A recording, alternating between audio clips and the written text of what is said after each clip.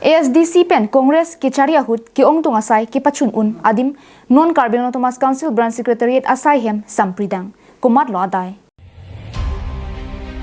West Carbon District MP Hamren Supialong Carbon Autonomous Council ki parlo department thongkep doan aphan kilang chari ponji lapen sai doan ki pachun ponji aphan akinang sot ki dukok pensi Hamren Supialong Carbon Autonomous Council branch secretariat saihem kim tamlo Laso sai hemalong ki damtang ASDC pen Congress Sarkar ki charia hut labang so sai hemalong pen havararat thegdunga kirap long ponsi kaching kristame thekpon longlo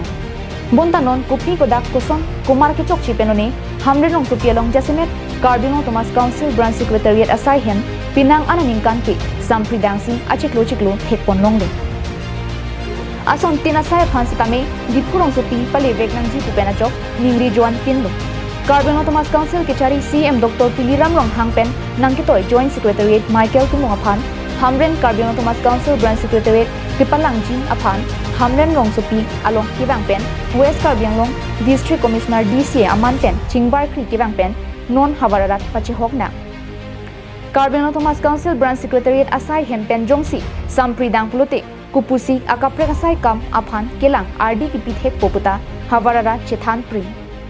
Laso penajok havarara chithanu ne pinakisung chitong nang dolo pusi kaningri dolo.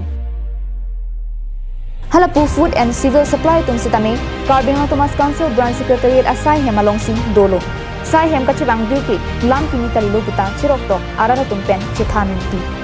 Non malong plastic sang kijung kluk aputhak karju ki patini pen havar arara phan klarda kabyota kapali jia phan phirangki danialing hi pen kahumri dam ahut kethe konlongal abirtale ajuik sina.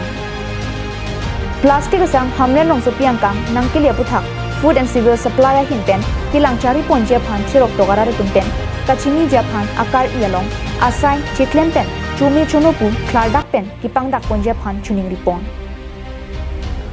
Carbon Autonomous Council kichari CM Dr. Tuliram Rong Hangpen Carbon Autonomous Council Branch Secretariat kilang chari ponje phan SOP mate a standard operating procedure SOP is a set of step-by-step instructions compiled by an organization to help workers carry out routine operations.